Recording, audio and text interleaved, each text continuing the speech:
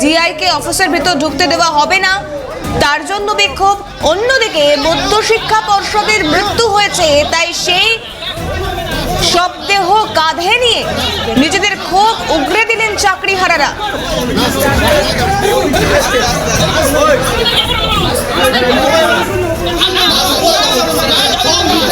চাকরিহারাদের বাধার মুখে জিআই, দিকে দিকে এই পরিস্থিতি।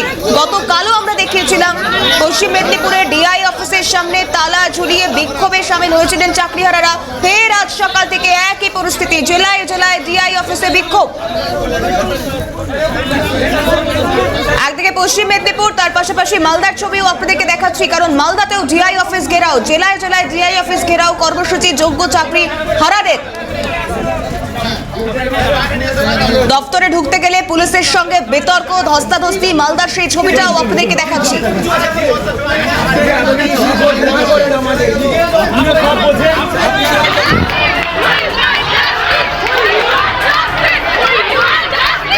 এই মুহূর্তে সেই ছবিও আপনাদেরকে দেখাচ্ছি, চাকরিহারাদের তালা বন্ধ কর্মসূচি।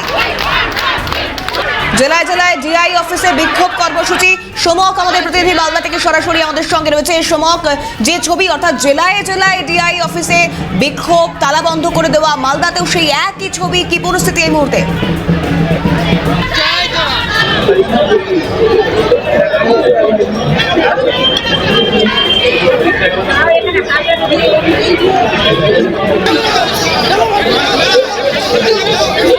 দেখো, এই মুহূর্তে আমি রয়েছি মালদা জেলা বিদ্যালয় পরিদর্শকের দপ্তরে। পূর্ব ঘোষণা মতো যোগ্য চাকরি প্রার্থীরা এখানে আসে, তারা মালদা শহরের টাউন হল ময়দান থেকে তারা মিছিল করে এখানে আসে এবং মিছিল নিয়ে তারা যখন ডিআই অফিসে প্রবেশ করার চেষ্টা করে, তাদের অভিযোগ সে সময় পুলিশ বাধা দেয় এবং পুলিশের সাথে কার্যত ধস্তাধস্তি হয়। এই পরিস্থিতির মধ্যে যারা যোগ্য চাকরি প্রার্থী রয়েছেন তারা কার্যত ডিআই অফিসে তালা মেরে দিয়েছেন এবং তুমুল বিক্ষোভ হয়েছে। এখনো অবধি ডিআই অফিস কর্তৃপক্ষের এখনো অবধি কোনো প্রতিক্রিয়া না পাওয়া গেল। তুমি দেখতেই পাচ্ছ, যোগ্য চাকরি প্রার্থী যখন করছিল এখানটা, সেই সময় তাদেরকে পুলিশ বাধা দেয় এবং যেটা অভিযোগ উঠে আসছে যে কোনো মহিলা পুলিশ ছিল না, কয়েকশো মহিলা চাকরি প্রার্থী রয়েছে। আমরা সরাসরি কথা বলবো, কি দাবি নিয়ে আজকে আপনারা বিক্ষোভ?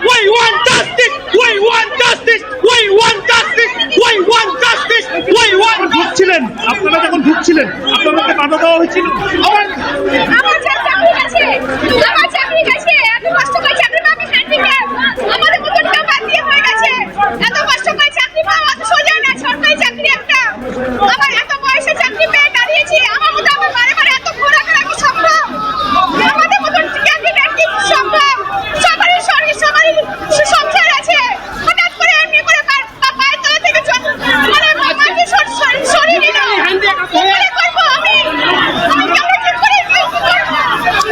ফিজিক্যালি হ্যান্ডিক্যাপ হয়ে 65% ফিজিক্যাল হ্যান্ডিক্যাপ, তা সত্ত্বেও জেনারেল কোর্টে সার্ভিস করে ইংলিশ ভার্সনে গোটাই মালদা ডিস্ট্রিক্টে 1 নম্বরে চান্স পেয়ে 1 নম্বরে মালদা ডিস্ট্রিক্টে ইংলিশ ভার্সনে ম্যাথে এমন করে স্টুডেন্ট নেই, টিচার নেই, তা সত্ত্বেও এত র্যাঙ্ক করে 1 নম্বর র্যাঙ্ক করে এসিআই ইনস্টিটিউশনে সার্ভিস করে আজকে তাকে বেকার হতে হচ্ছে। দেখুন, আমাদের যে সুপ্রিম কোর্ট যেটা 17 দফা দাবি দিয়েছে, 17 দফা দাবি, সেই 17 দফা দাবির মধ্যে আমাদের নাম কোথাও নাই। আমরা এই হ্যারাসমেন্টটা কেন করবো? যারা ইনলিগাল, যারা আমাদের 17 দফা দাবির মধ্যে যদি কোনো কিছু প্রমাণ করে দেয় তাহলে আমরা যা শাস্তি দিবে তাই নিব। মুখ্যমন্ত্রী যে প্রতিশ্রুতি দিয়েছেন তার প্রতি কি ভরসা রাখতে পারছেন? মুখ্যমন্ত্রী যা প্রতিশ্রুতি দিচ্ছে সবই হচ্ছে ললিপপ। ব্রেন ওয়াশ করেছে আমাদের ইন্দোর স্টেডিয়ামে গিয়ে। আপনাদের পদক্ষেপ কি হবে? আমাদের পদক্ষেপ আন্দোলন। মুখ্যমন্ত্রীর পদক্ষেপ আমরা মানি না। পরিষ্কার যোগ্য অযোগ্যের তালিকা সুপ্রিম কোর্টে তুলে ধরবে, ধরার পরে আমরা নিশ্চিন্ত, যারা অযোগ্য তারা বেরিয়ে যাবে, যারা যোগ্য তারা স্কুলে থাকবে। ত্রিজিৎ সরকার। আমি ভেতরের পরিস্থিতি আরেকবার দেখানোর চেষ্টা করবো, কি পরিস্থিতি হয়েছে ভেতরের পরিস্থিতি একবার দেখানোর। আপনি তো যখন ঢুকছিলেন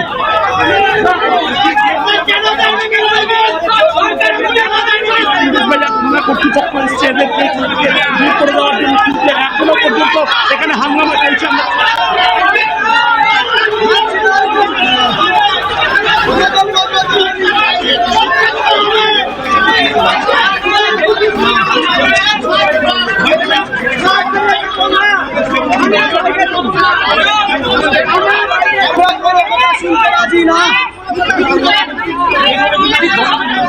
কথা বলা হয় না।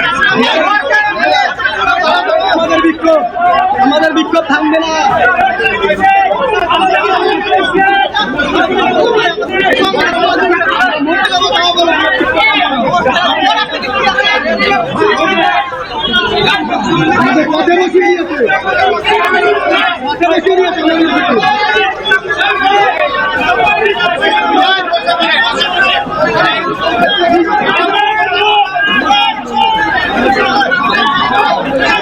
দেখতে পাচ্ছ চাকরি প্রার্থীরা একে একে বসে পড়ছে এইখানে যোগ্য যারা শিক্ষক রয়েছেন তারা বসে পড়ছে ডিআই অফিসে। কার্যত ডিআই অফিসে তারা মেরে দিয়েছিল এবং তাদের যেটা অভিযোগ, তারা যখন ঢুকছিলেন ডিআই অফিসে প্রথমেই তাদেরকে বাধা দেওয়া হয় এবং যথেষ্ট এখানে মহিলা শিক্ষিকারা থাকতো তুলনায় সেখানে মহিলা পুলিশ একদমই ছিল না এবং তারপরে বিশৃঙ্খলার সৃষ্টি হয়। দেখতেই পাচ্ছি এখন ডিআই অফিস কার্যত তালা বন্ধ করে দিয়েছে এবং যোগ্য যারা চাকরি প্রার্থী তারা এখানে বসে পড়েছে। আমরা কথা বলার চেষ্টা করবো।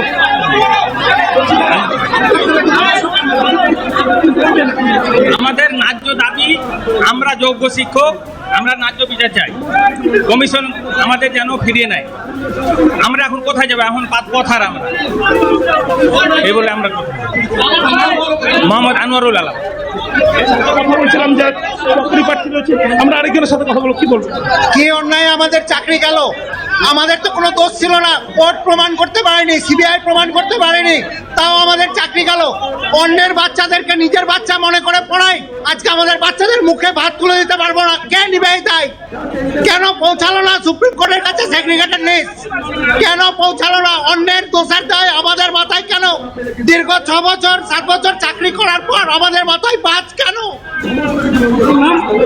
সৌমকল্যাণ কুমার দেখতেই পাচ্ছ একদমই তারা তাদের ন্যায্য দাবিতে তারা তাদের আন্দোলন চালিয়ে যাচ্ছে এবং পূর্ব ঘোষণা মতো তারা এখানে এসেছিল এবং সেখানে তাদেরকে বাধার সম্মুখীন হতে হয় এবং কার্যত তারা এখানে বসে পড়েছে এবং মালদা জেলা বিদ্যালয় পরিদর্শক অর্থাৎ ডিআই অফিস কার্যত অবরুদ্ধ হয়ে গেছে। তিথি একবার এই শুভখবরের সঙ্গে থাকবো। এই মুহূর্তে যে ছবি আপনাকে দেখাচ্ছি, একদিকে মেদিনীপুর, সেখানেও ডিআই অফিস ঘেরাও কর্মসূচি, অন্যদিকে মালদার ছবিটাও আপনাদেরকে দেখাচ্ছিলাম, সেখানেও ডিআই অফিস ঘেরাও কর্মসূচি এবং তারই পাশাপাশি যে ছবিগুলো সামনে আসছে অর্থাৎ দিকে দিকে চাকরি হারা যারা তারা এবার পথে নেমেছেন।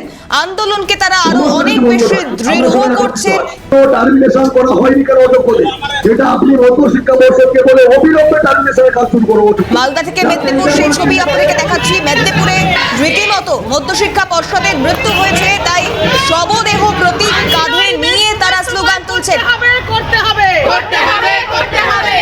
এরই পাশাপাশি মালদায় রাস্তায় নেমেছেন চাকরি হারারা। যোগ্যদের বলি দিলে কেন জবাব দেয়? জবাব দাও, জবাব চাই, জবাব দাও। মেদিনীপুর থেকে শুরু করে মালদা, পশ্চিম মেদিনীপুরের পাশাপাশি পূর্ব মেদিনীপুরের ছবিও আপনাদেরকে দেখাচ্ছি, যেখানে রীতিমতো ক্ষোভ উগরে দিচ্ছেন চাকরিহারারা। মালদা থেকে সুমক আমাদের সঙ্গে রয়েছে। সুমক, কতক্ষণ তারা এই কর্মসূচিতে অনড় থাকবেন, কি জানাচ্ছেন?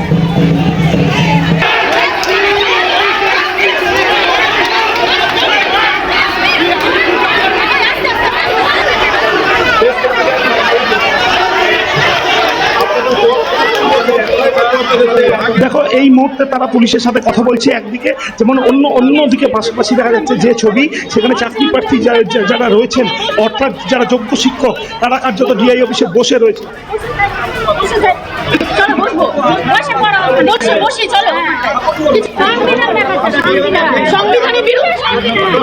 যোগ্য শিক্ষকরা তারা কার্যত ডিআই অফিসে বসে পড়েছে। মালদা বিদ্যালয় পরিদর্শকের দপ্তর কার্যত ঘেরাও করে রেখেছে এবং ঢোকার দুদিকের যে দুটো প্রবেশ পথ রয়েছে, দুটো প্রবেশ পথই কার্যত তালা মেরে দেওয়া হয়েছে এবং পাশাপাশি ইংরেজবাজার থানার পুলিশের সাথে কথা হচ্ছে। আমরা সেই ছবি এতক্ষণ বারবার দেখাচ্ছিলাম, আরেকবার সেই ছবিটা দেখানোর চেষ্টা করছি।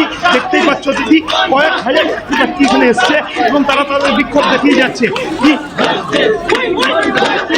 দাদা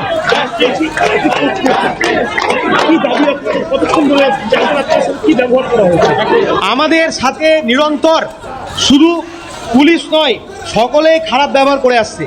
আমরা যোগ্য শিক্ষক শিক্ষিকা শিক্ষাকর্মী, আমরা এতদিন ধরে সন্তানের মতো সকলকে স্কুলে পড়িয়েছি।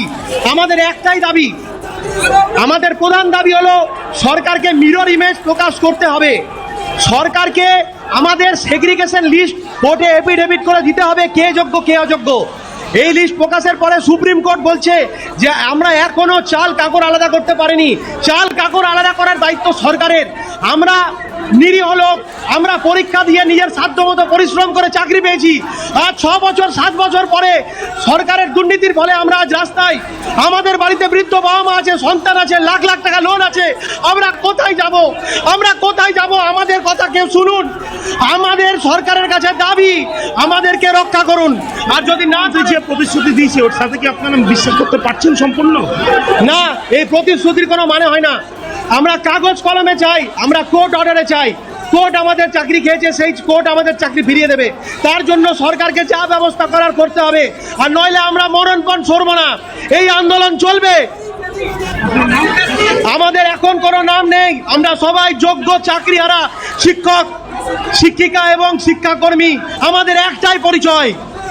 আমরা খুবই কথা বলছিলাম যোগ্য চাকরিহারা যারা শিক্ষক রয়েছেন তারা কার্যত অন্যান্য জেলার পাশাপাশি মালদা জেলার বিদ্যালয় পরিদর্শকের দপ্তরে তারা বিক্ষোভ দেখাচ্ছে এবং বিদ্যালয় পরিদর্শকের দপ্তরে তারা ঘিরে দিয়েছে এবং এখানেই তারা বসে রয়েছে প্রবেশ করতে, যেখানে পুলিশ বাধা দেয় সেখানেই তারা বসে যায় এবং তারা জানিয়ে যাচ্ছে তারা তাদের এই আন্দোলন চালিয়ে যাবে যতক্ষণ না তাদের চাকরি ফেরত দেওয়া হবে এবং রাজ্য সরকারের পক্ষ থেকে আদালতে গিয়ে পরিষ্কার কারা যোগ্য কারা অযোগ্য সেই তালিকা না প্রকাশ করলে তাদের আন্দোলন চালিয়ে যাবে এবং তারা সমস্যা ধন্যবাদ জানাবো।